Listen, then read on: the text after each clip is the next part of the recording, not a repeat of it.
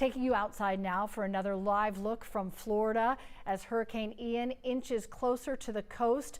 Melissa Nord is tracking it, calling it a beast. This is a live view from Fort Lauderdale. Melissa, I honestly can't get over the height of the storm surges that potentially could hit. Well, it's really hard to visualize and fathom what that's like unless you've lived through it or you've seen it and you've seen the destruction and the aftermath.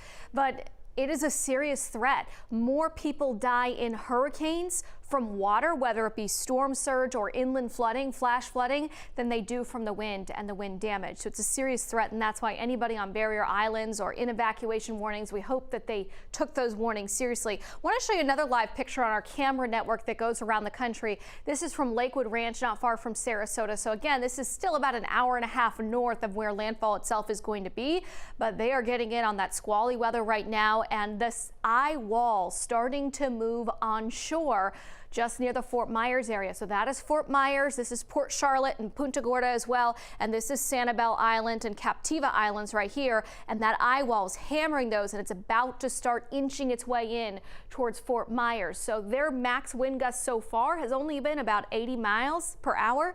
It's going to go up from here. The next few hours are going to be getting incrementally more scary as we go by the minute with that eye moving on shore, the eye wall itself. And again, that eye wall will probably also get towards Bonita Springs, up towards Port Charlotte. This is moving pretty slowly. So it's going to inch its way the next few hours on shore, making landfall sometime mid-afternoon to late afternoon before the 5 o'clock hour hits, I think. And then once it moves on shore, it's cut off from its energy source. So it's going to weaken. But then look what happens with this track. It goes back out over the waters of the Atlantic and makes a second landfall, final landfall. That will be somewhere near the Georgia-South Carolina border. And then from there, the remnants of Ian will likely track just east of our area. This is a better scenario for us here in North Georgia because it means we don't have the severe weather aspect of things, but it doesn't mean we're not going to be impacted at all. We're still going to get rain from Ian. We're still going to get gusty winds as well.